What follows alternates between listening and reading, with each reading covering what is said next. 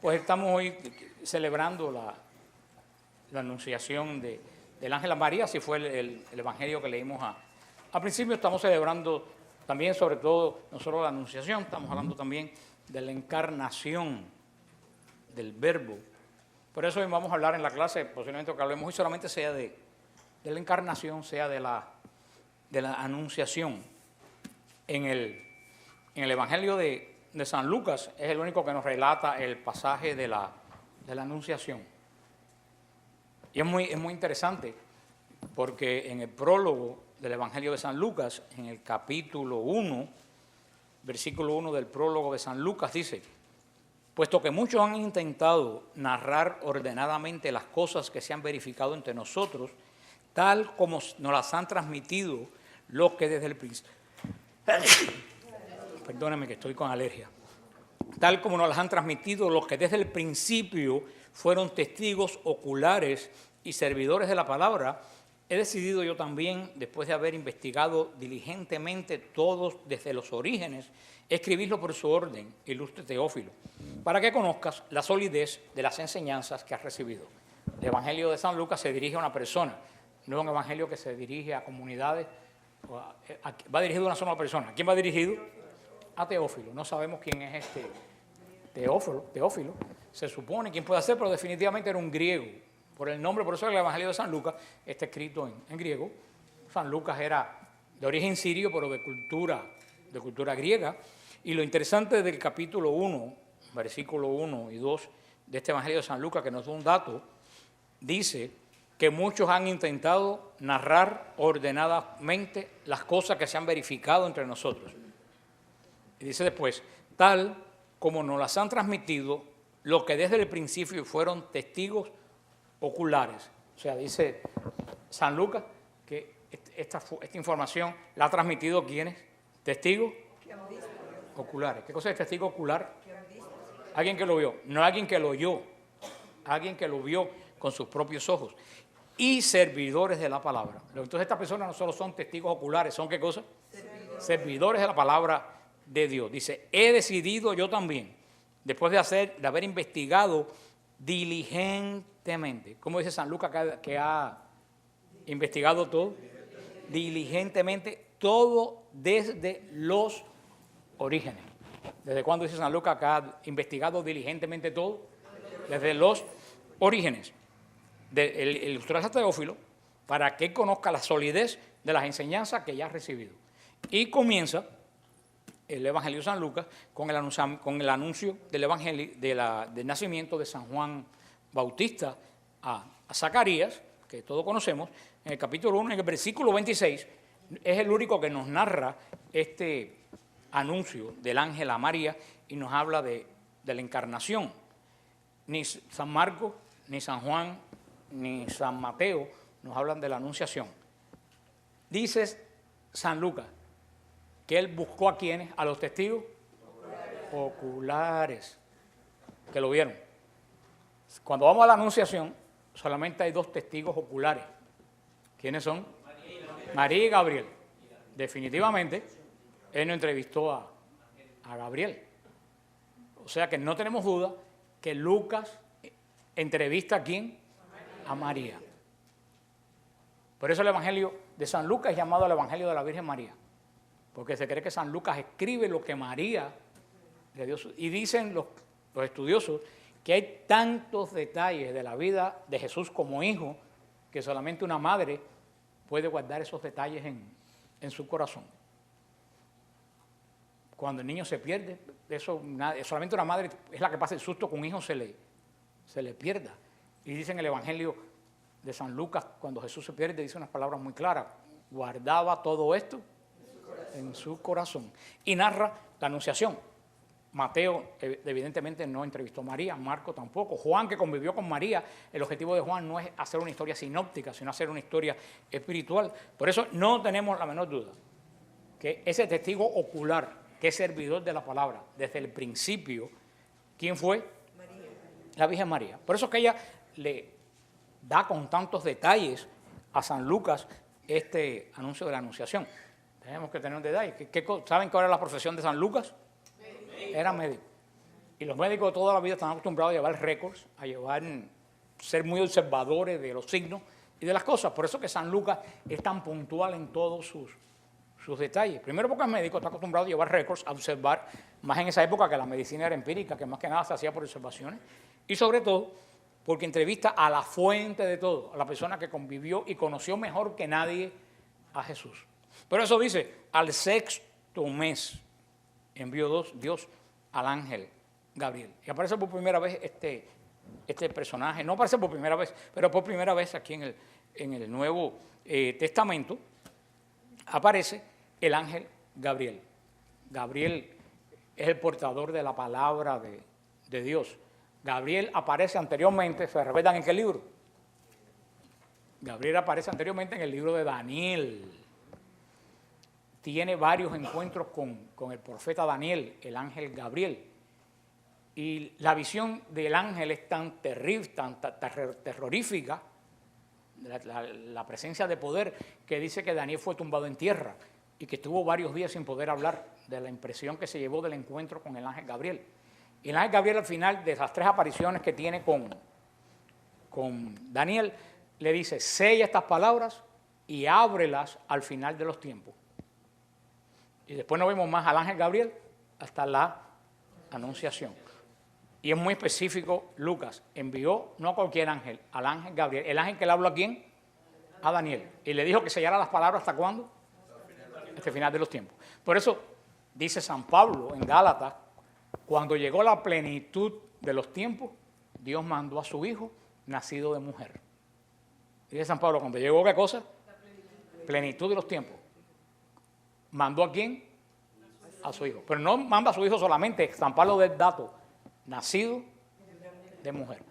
Cuando Jesús nace es que ya todo está pleno. ¿Y quién es la plenitud de todos estos tiempos? No, la plenitud de estos tiempos es María. Porque dice que cuando llegó la plenitud de los tiempos, Dios mandó. O sea, Dios mandó después que los tiempos estaban en la plenitud. María es la plenitud de los tiempos. ¿Por qué? Porque era el único eslabón que faltaba para la aparición de Dios. Ya había un pueblo. ¿Qué pueblo? De Israel. Tenía una tierra, la tierra de Canaán. Había sido amonestado y guiado por los profetas. Era una nación establecida, tenía la ley, tenía el culto. El Mesías había anunciado. ¿Qué es lo único que faltaba? La madre. No faltaba nada más. Por eso, en el momento en que el ángel se dirige a Nazaret, a esta muchacha desposada con José de la casa de David, dice San Pablo en Gálatas que estaremos ¿a qué? A la plenitud de los tiempos. Plenitud, cuando tú dices pleno, ¿qué es lo que quiere decir? Todo está lleno, ya no hace falta absolutamente nada más. O sea que María es la plenitud de los tiempos. ¿Por qué? Porque María es quien resume todo el Antiguo Testamento. ¿Para qué estaba hecho el Antiguo Testamento? Para preparar la venida de Jesús. Ese es el único objetivo. Cuando ya Jesús se va a encarnar en el vientre de María, quiere decir que ya no hace falta. Por eso María es todo el resumen de Israel, es todo el resumen del antiguo pacto. En María se cumple toda la esperanza de la casa de Israel.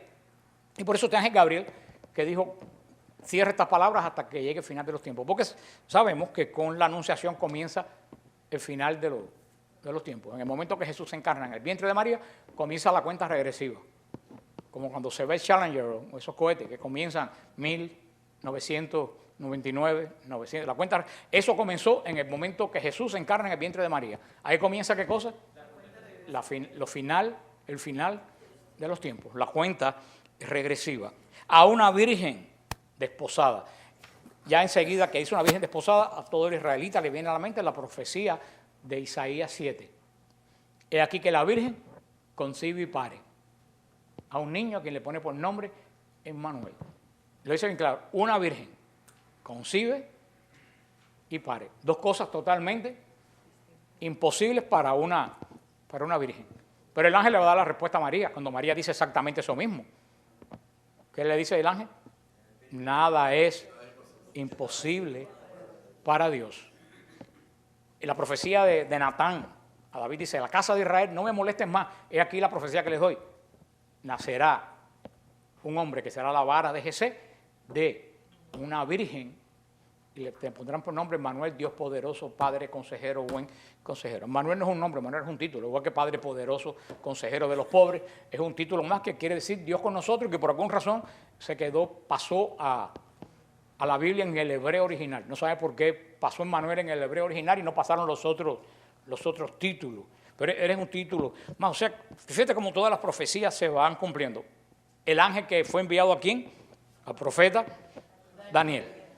La profecía de Isaías, una virgen concibe y pare. Y lo dice bien claro, una virgen concibe y pare. No dice una virgen que después deja de ser virgen. No, esta mujer, que es caso único, va a concebir y va a parir. De eso, a no ser unos herejes, nadie tiene duda de eso. Desposada con un hombre llamado José de la casa de David. Otra profecía cumplida, que le dijo Natán al profeta David, tu trono va a estar seguro por toda la eternidad. Dice, bueno, pero José no era el padre de David, no era el padre de Jesús, no era el padre físico, pero legalmente era el padre de Jesús. Y la herencia se pasaba legalmente, porque si un hombre tenía un hijo de él y no lo tenía reconocido, la herencia no pasaba a ese hijo. O sea, legalmente Jesús es el hijo de José. Y evidentemente José era el último que quedaba de la casa de David. Porque lo dice bien claro, tu trono, el trono de la descendencia de David va a estar en mi presencia por toda la eternidad. ¿Quién puede tener un trono delante de Dios por toda la eternidad? ¿Qué hombre? Nadie. Para tener un trono eterno, ¿qué característica hay que tener? Ser eterno. Por eso es otra razón de que María no pudo tener hijos, porque si María tenía 2 hijos más o 3 hijos más, legalmente, si el hijo mayor moría, ¿tú sabes a quién pasaba el trono de David? Al segundo hijo. Entonces Jesús no hubiera sido el heredero legalmente del trono de David, y aquí todo es legal. Por eso Jesús no pudo tener más hermanos, porque era el primogénito, el unigénito, y con Jesús el trono de David pasa de la tierra al cielo, se convierte en un trono eterno. Y dice por primera vez el nombre, hasta ahora no se sabía el nombre de esta virgen. Fíjate cómo repite veces, virgen, virgen, virgen, para que nadie tenga duda. El nombre de esta virgen era María. A los que estudian la Biblia, María enseguida le viene a la mente a alguien más que se llamaba María. No sé si se acuerdan quién se llamaba María. La hermana de Moisés. Y si ustedes van a donde está la dormición de María, en la abadía de Nuestra Señora de Sión, arriba de una estatua preciosa de palos rosa de la Virgen con la cara y las manos de marfil. Y encima están todas las mujeres antecesoras de María en la Biblia. Muchos de ustedes no han estado, los que han estado no se acuerdan. Pero María, la hermana de Moisés, tiene algo en la mano. Nadie se acuerda de ¿eh? Una pandereta. Porque María, la hermana de Moisés, era una mujer de alabanza. ¿Se recuerdan el cántico de María cuando cruzaron el Mar Rojo? María, la hermana de Moisés, empezó a bailar con la pandereta y a cantar un cántico de alabanza. María, la hermana de Moisés, era una mujer que vivía en la alabanza. Ya por lo menos ya tenemos una idea quién era esta muchacha que lleva el mismo nombre que la hermana de Moisés. Y según algunos, María quiere decir señora. Miriam quiere decir señora. Y dice que entrando el ángel a su presencia, le dijo, salve, llena de gracia, el Señor está contigo. Estas Biblias que dicen, alégrate, eso es un disparate. El ángel no dijo jamás en la vida, alégrate. Eso es no quieren forzar una profecía, poner a María en relación con la hija de Sión. Y María no hace falta que la fuercen a ser hija de Sión, porque ella es la hija de Sión. El ángel, cuando entró, acuérdense que el evangelio está escrito ¿en qué? En griego. No sabemos qué dijo el ángel. ¿En qué idioma? En arameo, que fue como la habló. Lo más seguro que el ángel le haya dicho en arameo es lo que se le decía a toda persona que entraba a una casa en Israel. Shalom Mariam. María, la paz esté contigo. Que en griego San Lucas lo escribe Kaire María. Kaire María. Kaire María. Kaire es un saludo prácticamente real. Kaire es un saludo que se le da a alguien muy importante. Por eso que cuando Jerónimo traduce Kaire María, ¿con qué palabra lo traduce? Salve María, que era el saludo que se le daba al César, a los romanos, salve César, o a alguien importante, un senador, salve fulano. Y todavía en Roma se usa este saludo. Tú vas por la calle y ves a un amigo y tú dices salve. Es el saludo normal de saludarse en italiano. O sea que en ningún lugar dijo el ángel alégrate, es inusual. Tiene que haber dicho shalom y la palabra en hebrea que está es kairé, que quiere decir alégrate. Perdón, alégrate, estoy ya con el texto este. Quiere decir un saludo que no tenemos traducción, pero que es un saludo de respeto a alguien muy importante. Y dice, lo que le dice el ángel en griego más o menos es kairé María que caritómene. Que caritomene o que caritómene es lo que a María dice que la turba. La turba quiere decir que se queda como confundida, ¿no? Porque ¿qué quiere decir que caritómene o que caritomene? Porque no sé dónde lleva el acento, que creo que es caritomene. Que caritomene es un verbo que no existe en español. Que caritomene quiere decir, es una acción continua presente. Ese tipo de verbo no existe en español, solamente existe en griego. Quiere decir una acción que era, que es y que va a ser. Un ejemplo, que no es un verbo, pero si le digo a ustedes, yo soy cubano, eso implica que yo voy a dejar de ser cubano mañana. Porque yo cuando tenía 5 años no era cubano. ¿Qué quiere decir? Que yo era, que soy y que voy a morir cubano. Eso no es un verbo, para que tengan una idea que expresaba el verbo, este tipo de esta conjunción que creo que es perfecto, ¿eh? No era un verbo, es un verbo que nosotros no tenemos, que indica una acción que es pasada, presente y futura. Por eso cuando dice ejaritomene, le está diciendo ejaristó. ¿A qué le suena a ustedes la palabra ejaristó? Eucaristía. Ejaristó quiere decir gracia. La gracia de Dios. Por eso ejaristó quiere decir, le dice, caeré María, ejaristó, tú eres y serás, ¿qué cosa? Llena de ejaristó, de la gracia de Dios. Algo que en Israel esa palabra no era conocida. Porque ¿quién vivía en la gracia de Dios en Israel? Nadie, porque la redención no había sido efectuada. Los protestantes dicen, bueno, pero dice Hechos de los Apóstoles, porque ellos le buscan, la verdad que tienen que buscar no la encuentran, pero para debatir encuentran todo. Dice, bueno, pero es que Esteban lo llaman Hechos de los Apóstoles de Dios, que estaba lleno de gracia cuando fue a ser apedreado y miró al cielo. Pero la palabra, el verbo que le dicen a Esteban lleno de gracia es ejaristó.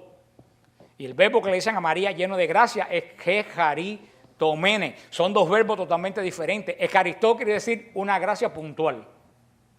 Presente. Que es presente. Que la tengo ahora y por mañana la tengo. Ejaritomene quiere decir una gracia eterna. Y cualquier palabra que se use en ese verbo es algo que es eterno, algo que no cambia ni antes ni después. Por eso Esteban lleno de gracia no es la misma, aunque suene en español la misma palabra, en griego original no es. Claro, María escuchar esa palabra que posiblemente ella ni la conocía. Porque esa palabra gracia no creo que fuera muy conocida en Israel, menos una muchacha de 14 años. Dice que, y este que caritomene, llena de gracia antes, ahora y después, quiere decir una cosa, que nunca tuvo pecado. Porque si ella tiene pecado antes o después, el ángel no la puede llamar con ese verbo. Lo hubiera llamado como Esteban, ejaristó. No le había llamado que caritomene. No le hubiera dado nunca esa palabra. Y ese saludo a María, una muchacha de 13 o 14 años, de un pueblo perdido en las montañas, dice la palabra de Dios que se turbó por esas palabras. Dice que ella misma se preguntaba qué querrá decir esas palabras. Era una palabra que yo estoy seguro que ella no manejaba en el lenguaje diario. Y el ángel le dijo, no temas María, porque has hallado gracia delante de Dios. Vas a concebir en el seno y dar a luz un hijo, a quien pondrás por nombre Jesús. El ángel comienza con muchas palabras del Antiguo Testamento, no temas. Le dice, el motivo de mi presencia aquí es que has hallado la gracia delante de Dios y que vas a concebir un hijo en tu seno. María estaba comprometida con José. Todavía no convivían juntos, pero María estaba un mes o 2 meses, posiblemente hubiera sido el matrimonio normal de María con José. ¿A quién pondrás específicamente por nombre Jesús, Yeshua? Como Josué, como el que entró a Israel a la promesa. Sigue diciendo el ángel, él será grande y se le llamará Hijo del Altísimo. Y el Señor Dios le dará el trono de David, su padre. Aquí se cumple la profecía de Natán. Yo te tendré, tu trono estará siempre presente delante de mí. Esta muchacha de 13 o 14 años, de un poblado perdido en las montañas de Galilea, le dicen, la que va a perpetuar el trono de David, eres tú. Pero le dice más el ángel, y este hijo tuyo reinará sobre la casa de Jacob por los siglos de los siglos. Tú te das cuenta que está hablando de alguien eterno. ¿Quién puede reinar sobre alguien por los siglos de los siglos? Está hablando de alguien que es eterno. Y es todavía más fuerte, dice, su reino no tendrá fin. ¿A quién se puede aplicar todas esas palabras? Reinará por todas las siglos y su reino jamás tendrá fin. ¿A quién único se le puede aplicar esa palabra? A Dios. María dice que respondió al ángel. ¿Cómo será esto? Pues no conozco varón. Hay gente que dice que María dudó. Yo no creo que María dudó. Yo creo que María sencillamente preguntó, ¿cómo va a ser? Yo no conozco varón, yo no me he acostado con José, yo no estoy casada con José. Y María entendió que la cosa era ya. No, que la cosa era ya. Porque si María hubiera entendido que era de aquí a un mes, hubiera dicho, bueno, claro, si me voy a casar de aquí a un mes, pues ahí concebiré al hijo, ¿no? Porque si va a casar, ¿para qué? Para concebir. Pero María entendió que la cosa era ya. Y por eso María dice, pero yo no he conocido hasta ahora ningún varón. ¿Cómo va a ser eso? Y le contesta el ángel, el Espíritu Santo vendrá sobre ti y el poder del Altísimo te cubrirá con su sombra. Por eso el que ha de nacer de ti será santo y se le llamará Hijo de Dios. Yo no creo que hay mucho que hablar de todo esto. El ángel dice, el poder del Altísimo vendrá y el poder del Altísimo te cubrirá. Cuando vemos que el poder cubre a algo, el poder de Dios que cubría de vez en cuando Israel, ¿ustedes saben cómo se llamaba? La Shekinah. La Shekinah. ¿Qué cosa era la Shekinah? La nube que bajó en monte Sinaí, que envolvió el monte Sinaí cuando Moisés se le dio la ley. ¿Saben que dice que se llenó de nube? La Shekinah es la nube que bajaba sobre el arca en Israel mientras Israel caminaba. La Shekinah es lo que bajó en el monte Tabor, que se llenó de nube en la transfiguración de Jesús. Cuando la Shekinah bajaba, quería decir que el poder de Dios, cuando Salomón consagró el templo, la Shekinah de Dios bajó con tanta fuerza que tuvieron que salir del templo, de como la nube cubrió el templo. Y lo que le dice el ángel en otras palabras, la Shekinah de Dios va a venir sobre ti.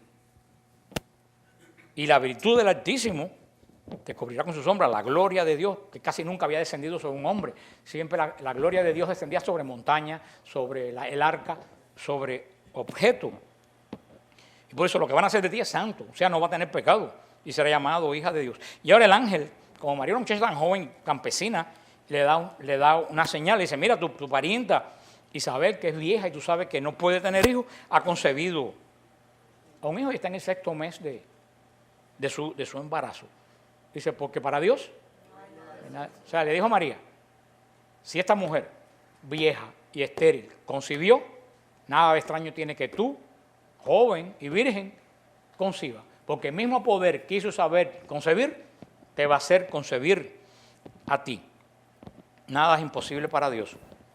Entonces María dijo la famosa palabra, he aquí la esclava del Señor, hágase en mí según tu palabra. Y el ángel, dejándola, se fue. Esto es lo que nos habla San Lucas de lo que le contó María. La respuesta de María es todo lo opuesto a lo que dijo Eva. ¿Qué dijo Eva en el Edén? Yo hago lo que yo quiero. Dios le dijo, no comas del árbol del bien y del mal. Y ella dijo, parece bueno, lo como. ¿Qué dijo María? Yo no tengo voluntad. Un esclavo no tiene voluntad. Un esclavo hace lo que el amo Dios dice María, yo no tengo voluntad. Mi voluntad es lo que Dios diga. Por eso dice, yo soy una esclava. No es que la voluntad mía yo se la doy a Dios ahora. No. Es que como un esclavo, el amo le compró la voluntad y nunca tiene voluntad, yo a sí mismo le doy la voluntad a Dios y yo no quiero hacer nada que no sea solamente lo que Dios Y ahora viene mi gran pregunta, ¿el ángel le dio alguna explicación más? Se fue. El ángel no le dijo, los ángeles no entran en detalle. Los ángeles van solamente a lo que son enviados.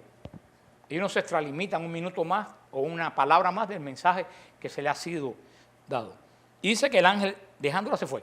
Ahí termina el relato de la Anunciación. San Jerónimo, que fue el que tradujo la Biblia al latín por primera vez, dice San Jerónimo, que los 3 misterios más grandes del cosmos han sucedido en vientre.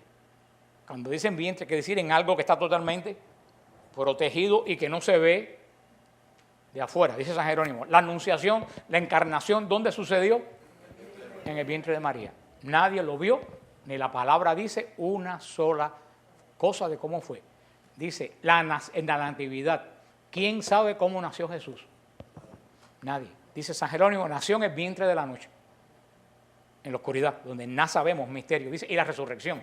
¿Quién sabe cómo resucitó Jesús? La batalla que dio, cómo fue. Solo sabemos que se encarnó, que nació, que resucitó. Pero esos 3 grandes misterios centrales del cosmos no sabemos absolutamente nada. ¿Es qué cosa? Misterio de Dios. Por eso se corre una cortina y no sabemos cómo es la encarnación. Muchos teólogos piensan que la encarnación fue en el mismo momento de la Anunciación. Yo difiero un poco. Yo no creo que fue a la semana, pero yo no creo que fue en ese momento. Porque el ángel habla en qué forma verbal, no, en futuro. La Shekinah de Dios vendrá y te cubrirá. ¿Todo eso en qué está? En futuro. No dice, la Shekinah de Dios ya vino o viene, vendrá. Yo no sé si fue cuando el ángel se fue, si fue unas horas después, porque ahí Dios, que es lo que corre, una cortina. Son misterios tan grandes que nosotros no podemos. Pero yo me imagino que lo que sucedió en María tiene que haber sido algo grande, que aquí no se menciona. Y que ella, porque ella no dice más allá de lo que Dios le dice que diga, no lo explica.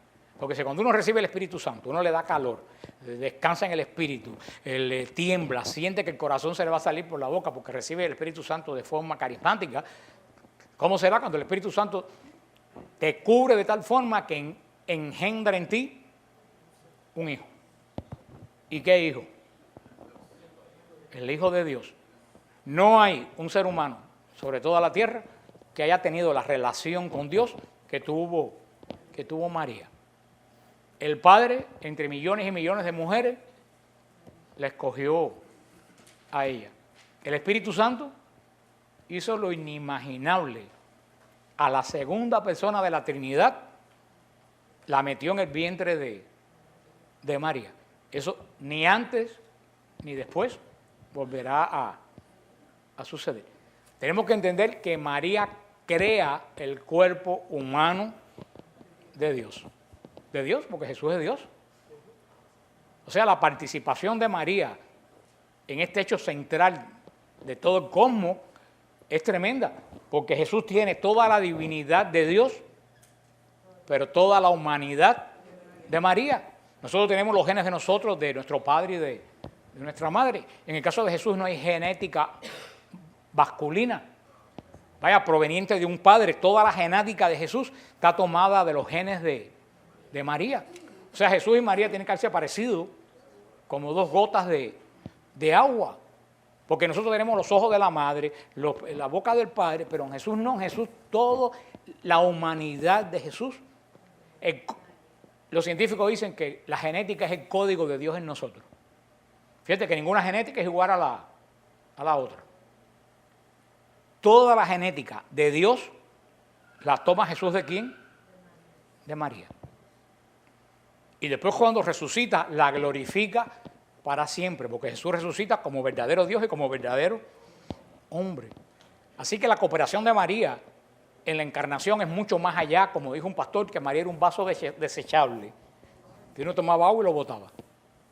Yo dije, este hombre no tiene más concepto de María. ¿Tú sabes de quién tiene más concepto este pobre hombre?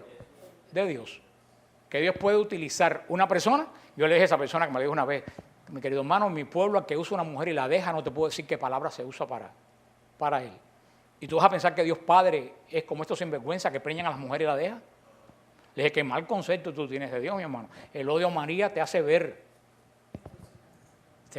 sacrilegio. Porque María no puede Dios no puede engendrar un hijo María si primero no la amó. Y si a nosotros que somos pecadores Dios nos ama, con cuánta más razón nos va a amar esta mujer, que es la única que ha escogido desde la creación del mundo hasta el final de los tiempos. No hay ser humano que haya dado carne. Dios nos da carne a nosotros, pero María le dio carne a Dios. Esto es un misterio increíble. ¿Y por qué María decimos esto que es inmaculada? No es porque ella, para ser la más buena a ella, la iglesia dice que María es inmaculada porque la genética, el código genético que tomó Jesús, nunca puede haber estado en posesión de Satanás o de la desobediencia. Si María en algún momento hubiera estado en poder de Satanás por el pecado o la desobediencia, Dios nunca hubiera podido tener la genética de María. Y yo estuve leyendo un artículo que yo no lo consulté con un médico, y tú me dirás si sabes algo de esto, que dice que cuando una niña es engendrada, dentro de los primeros que se forman, ya están predeterminados los óvulos que va a fecundar cuando sea adulta. Ángel me dice que es cierto. O sea, desde que una niña, la genética es tan poderosa que cuando una niña se engendra, ya en cuanto es engendrada, los futuros óvulos para ser fecundados están contenidos ahí. Si María no es concebida sin pecado, Jesús hubiera tenido un código genético pecador. ¿Es posible eso? Ahora la genética descubre lo que la iglesia dijo de la Inmaculada Concepción hace 1500 años, que María, por los méritos de Jesús, tuvo que ser creada sin pecado.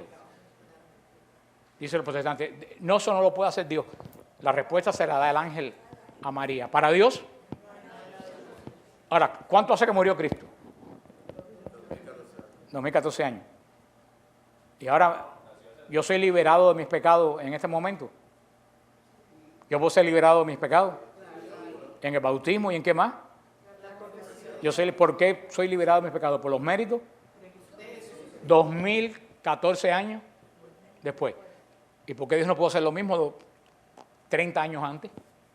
Si para Dios no hay tiempo, para Dios todo es un continuo presente. Como dijo, no sé si fue San Buenaventura, Dios lo quiso y lo hizo, punto. No lo hizo por María, lo hizo por la persona que fuera a encarnar a su hijo, llamárase como se llamara. No es por virtud de María. Y María puede haber tenido una relación muy hermosa con José porque estaban casados y José era un hombre justo. Pero María no tuvo relación con José porque fue virgen antes del parto, en el parto y después del parto. ¿Por qué? Porque la señal es, he aquí que les doy la señal. La virgen concibe y pare. Es la única señal que hay del nacimiento del Mesías. ¿Cuál es la única señal que dan para el nacimiento del Mesías? Que una virgen concibe. O sea, María es una señal. Ahora, si María es madre de Jesús y de 14 muchachos más, ¿eso es señal de virginidad? Es lo que decía la gente pero ¿cómo el hijo del carpintero va a ser? La señal de la virginidad, que se puede decir, por el misterio de Dios, nada más que tuvo un solo. Y además, José sabía perfectamente que cuando la Shequina de Dios baja sobre algo, eso se considera propiedad de Dios. La misión de María y de José no era engendrar más hijos. La misión de María y José era cuidar al Hijo de Dios y al Hijo del Hombre. Y al que no piense que eso es posible, pues entonces es que es un libidinoso, que está amarrado por la lujuria, porque ahora 2 muchachas de aquí de nuestro ministerio, 3 muchachas allá, se han consagrado a Dios su virginidad para servirlo. ¿Por qué 3 muchachas del siglo XXI lo pueden hacer y una muchacha madre de Dios del siglo I no lo puede hacer? ¿Será que ellos están demasiado obsesionados con el sexo y no puede pensar que alguien no está obsesionado con exceso cuando están las cosas de Dios? Por eso, María y José no estaban llamados a procrear más hijos. María y José estaban llamados a cuidar al Hijo de Dios. Al único hijo que tiene Dios, unigénito de Dios y primogénito de María. Por esto, este relato de la encarnación es tan importante, o de la anunciación, saber lo que nos dice el Evangelio y saber qué es lo que hay detrás de este anuncio. La iglesia celebra el anuncio, la anunciación. Pero la anunciación no tiene sentido si no hay ¿qué cosa? Encarnación. Y la encarnación es el hecho central de nuestra fe. La encarnación es más importante que la resurrección. Pues si Cristo no se encarna, no puede resucitar. Y si Cristo no se encarna, no puede morir. Así que el hecho central de nuestra fe es la encarnación. Y cuando tú entiendes la encarnación, es cuando tú entiendes el plan de Dios. ¿Por qué los protestantes no pueden entender el plan de Dios? Porque ellos no entienden ni estudian la encarnación. Tienen miedo a hablar de esta parte del Evangelio. Jamás va a ir un pastor a hablar de esto.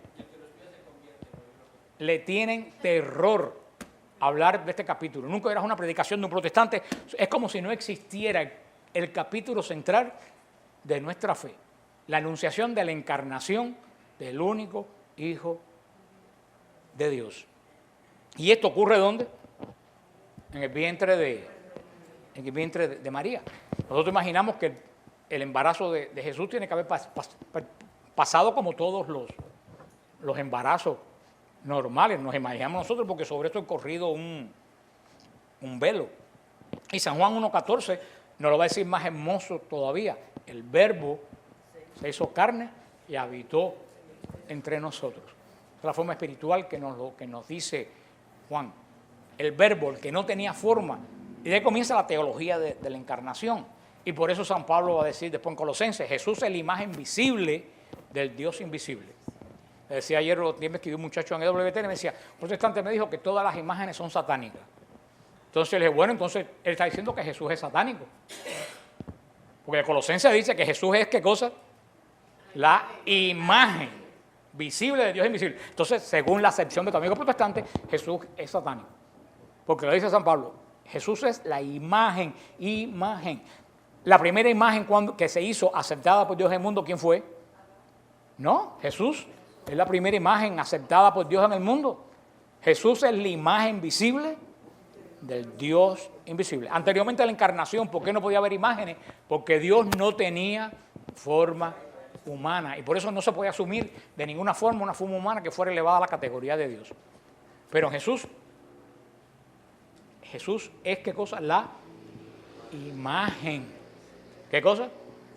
Visible del Dios invisible. Por eso a partir de ahí comienza la teología de la iglesia de las imágenes. Ya podemos tener imágenes porque Dios se hizo.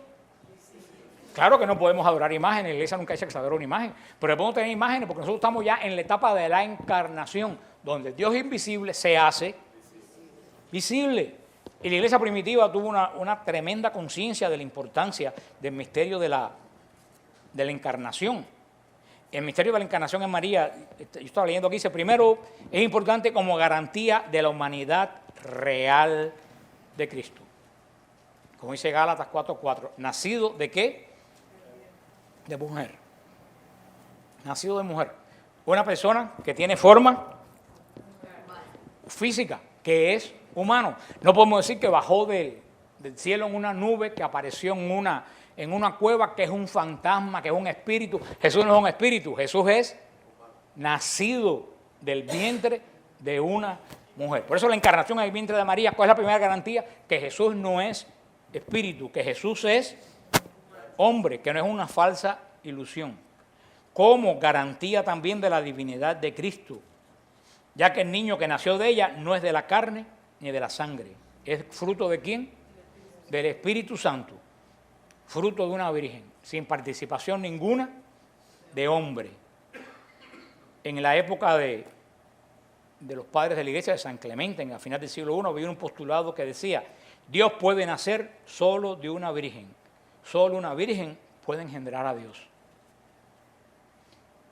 ¿Qué era la figura de la virginidad en Israel? De alguien que no se había manchado con otros ídolos. María es la esencia de todo el ser humano que nunca en la vida se ha ido detrás de ¿qué? De un falso ídolo. María es garantía de que Jesús es el Mesías. Porque lo dice, desposada con un hombre de la casa de David, a quien Natán le profetizó a David que todos los tronos de toda su familia estaría presente en la eternidad delante de él. Por eso tenemos que entender que la encarnación de Jesús es una obra no solo del Espíritu Santo, porque eso es un error. La encarnación de Jesús es una obra trinitaria, ni del Padre solo, ni del Hijo solo, ni del Espíritu Santo solo. Es obra de Dios Padre cuando dice Hebreos 10:5. Por eso Cristo al entrar al mundo dijo, tú no has querido sacrificio ni oblación, en cambio me has dado un cuerpo. Hebreos 10:5. ¿Refiriéndose a quién? Al Padre. Tú no has querido sacrificio ni oblación, por eso tú me has dado, ¿qué cosa? Un cuerpo. Eso dice Hebreos, hablando de Jesús. Es también obra del Hijo, porque dice Filipenses 2:7, Él, Jesús, que era de condición divina, no consideró esta igualdad con Dios como algo que debía guardar celosamente. Al contrario, se anonadó a sí mismo, tomando la condición de servidor y haciéndose semejante a los hombres y presentándose con aspecto humano. O sea, vemos que también es obra de Jesús. Él voluntariamente asumió la naturaleza humana. Y obra del Espíritu Santo, porque ya lo vimos, el Espíritu Santo te cubrirá con sus sombras. O sea, ¿es una obra de quién? No, de la Santísima Trinidad, del Padre, del Hijo y el Espíritu Santo. San Agustín decía que el hecho de que María concibiese y diese a luz es obra de la Trinidad, ya que las obras de la Trinidad son inseparables. Además, ¿cuántas personas en la Trinidad? 3. ¿Y cuántos dioses son?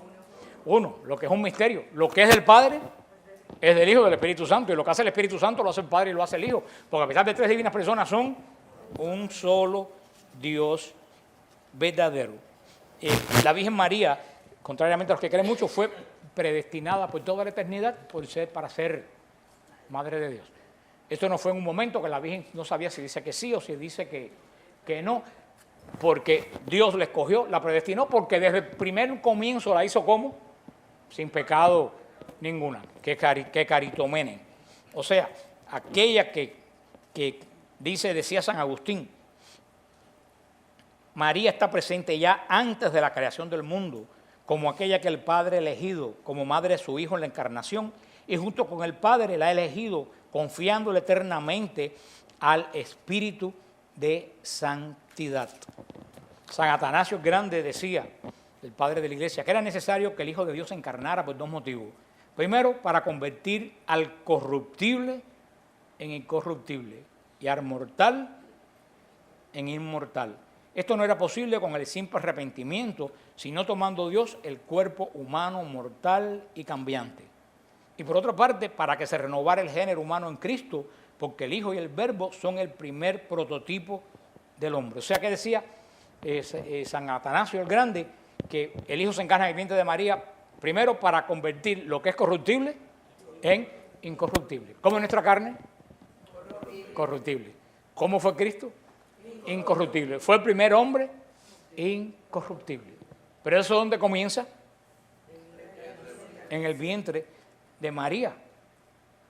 Y San Gregorio Palamas, no de Panamá, Palamas, decía que cuando Dios Padre dijo en el bautizo de Cristo, este es mi Hijo amado, esta voz muestra que todo lo que había en el Antiguo Testamento, la ley, las promesas y la filiación estaban incompletas y que la finalidad de la encarnación de su Hijo era para que se cumpliera todo. O sea que dice San Gregorio Palamas, que el hombre por el pecado perdió la semejanza con Dios.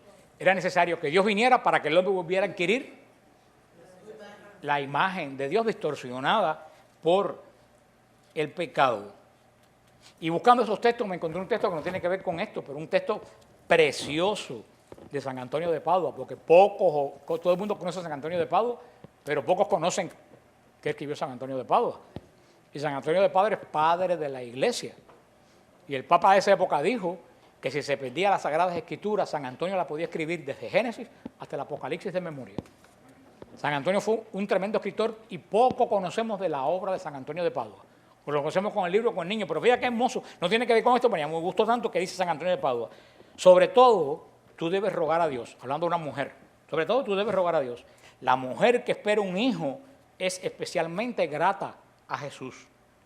Sus súplicas son siempre escuchadas porque salen de dos bocas.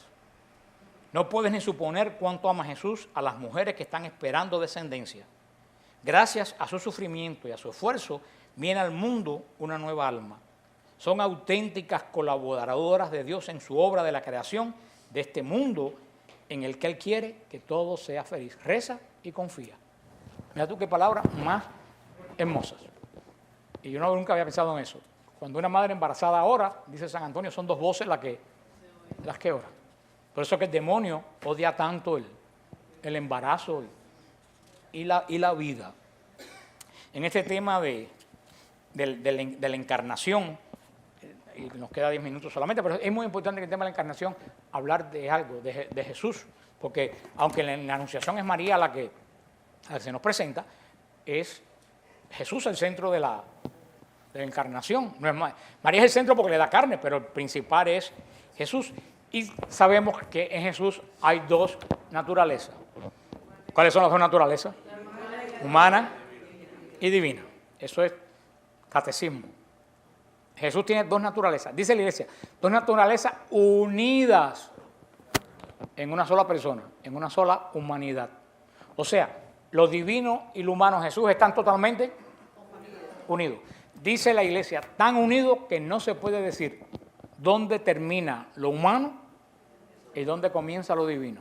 Y no se puede decir dónde comienza lo divino y termina lo humano, porque dice la Iglesia, toda la humanidad de Jesús es divina y toda la divinidad de Jesús es humana.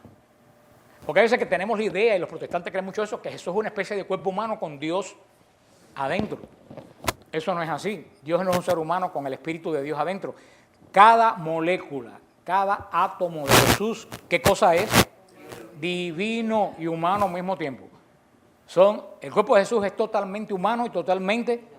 Por eso que los protestantes dicen un error teológico tan grande que dicen, no, María parió a Jesús. María parió a Jesús, pero cuando parió a Jesús, parió al verdadero hombre y al verdadero Dios, porque desde el primer momento de que se juntó el óvulo en María con lo que el Espíritu Santo puso ahí, todo lo que había ahí era humano y todo lo que había ahí era totalmente divino. Por eso que decimos que María es madre de Dios. Claro, y un pastor protestante bautista amigo mío, él pensaba que nosotros decíamos que María había creado a Dios en su estómago. Querido, ¿cómo nosotros vamos a pensar que María, si nosotros leemos el Antiguo Testamento y Dios existe por siempre, ¿cómo tú vas a pensar que nosotros pensamos que Dios se hizo en el vientre de María? Nosotros decimos que Dios se hizo, nosotros decimos que Dios se encarnó, que el que era espiritual se hizo físico, carne en el vientre. Bueno, solo entiendo más. Digo, pero es que ustedes critican lo que no conocen.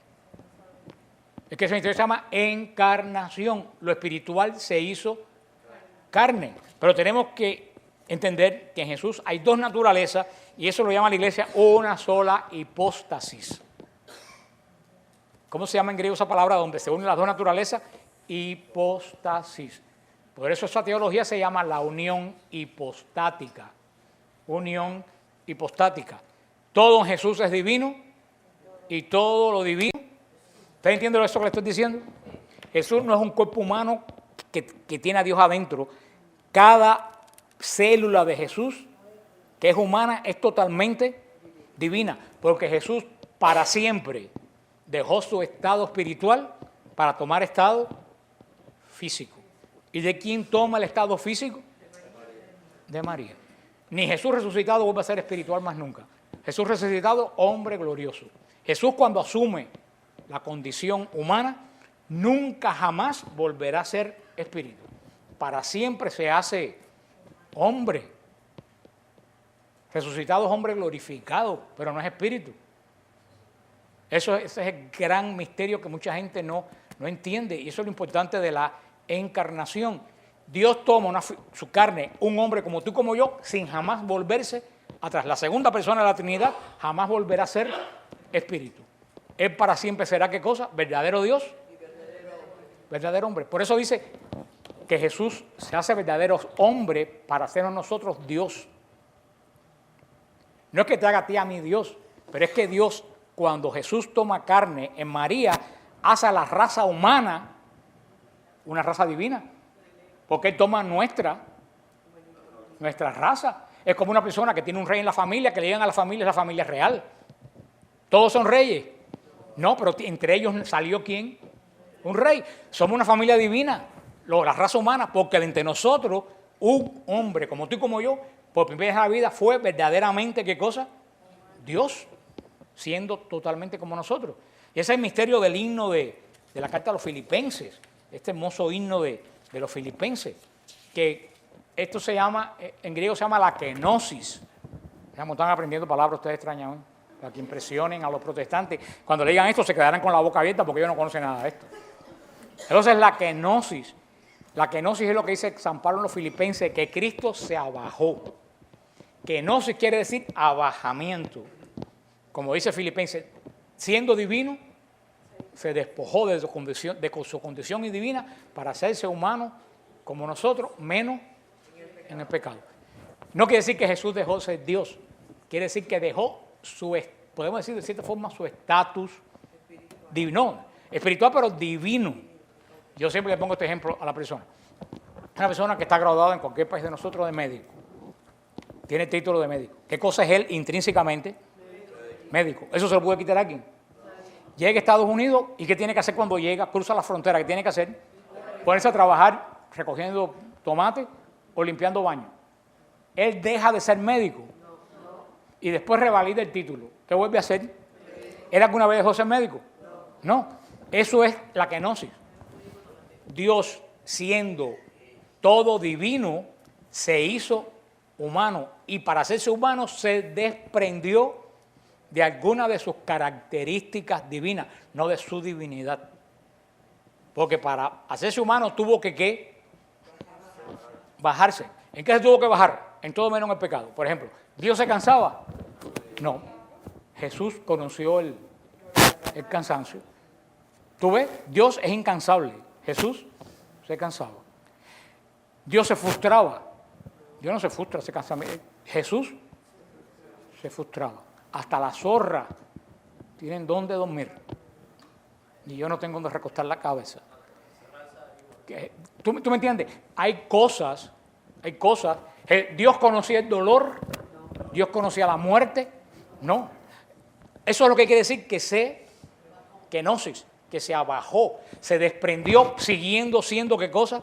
Dios. Es como un médico que pierde su estatus de médico porque se tiene que poner a trabajar en un trabajo bajo. Ya nadie le dice doctor, en su tierra eres doctor. Aquí ya nadie le dice doctor. Aquí dice, oye, fulanito, recoge tal cosa. Ya él no manda, a él lo manda, pero sigue siendo ¿qué cosa? Médico. Eso es lo que pasa con, ¿usted entiende lo que pasa con Cristo? Él se desprende de parte de su dignidad divina para hacerse como nosotros. Ahora, cuando Jesús resucita, ¿qué sucede? Todo eso que él se había desprendido, lo asume de nuevo, ya glorificado. Por eso que le dice a la Magdalena, no me toque. La cosa ha cambiado ya entre la relación mía cuando yo estaba en kenosis, cuando yo estaba abajado, ahora que volví a recuperar toda mi condición plenamente divina siendo hombre. Por eso hay que entender la kenosis. Y nosotros lo entendemos y nunca lo vamos a entender. El cambio. Eso es un misterio, pero nosotros si podemos especular, nadie puede entender el cambio. Que no se reconocía, ¿verdad? Porque tenía la divinidad nuevamente. Pero lo que la gente no podemos entender, ¿qué habrá sufrido Jesús en el momento de la encarnación? El verbo. Porque siendo inaccesible y con todas las prerrogativas divinas, de buena primera se había encerrado en un vientre y tomando cuerpo. Nosotros no podemos explicar eso, pero eso tiene que haber sido, ya él como hombre creado en el vientre de María, engendrado, tiene que haber sido un tipo de sufrimiento cuando nació como todos los niños llorando. Tuvo que haber tenido el shock de salir del vientre de María protegido a un ambiente frío y hostil. Una persona que no tenía la más remota conciencia de qué cosa era. Por eso si llegamos a Belén, yo le digo a las personas en Belén, este lugar, la cueva de Belén es impresionante porque estas piedras oyeron lo que nunca nadie ha vuelto a oír, el llanto de Dios. Es la primera vez que Dios llora, cuando Jesús llora el día de su nacimiento. Ahí comienza su kenosis. su abajamiento que lo llevó a ser el más despreciable de todos los hombres, manteniendo su divinidad. ¿Por qué es importante todo esto? Todo esto es importante porque todo esto que estamos hablando, ¿dónde ocurre? En el vientre de una muchacha de 13 o 14 años. Ahora, alguien me puede decir que esta muchacha de 13 o 14 años es igual que cualquiera otra mujer. No es igual ni con mucho ni a Sara, ni a Raquel, ni a Rebeca, ni a Ana, a ningún personaje creado en todo el universo. Tiene que ver la relación de María con la Santísima Trinidad. Es una relación totalmente intrínseca, como nosotros ni la podemos imaginar, ni nunca ha existido, ni nunca existirá. Estos son los tres personajes que hemos visto: el ángel, María y Jesús, en el hecho más importante de todo el cosmos y de toda la creación.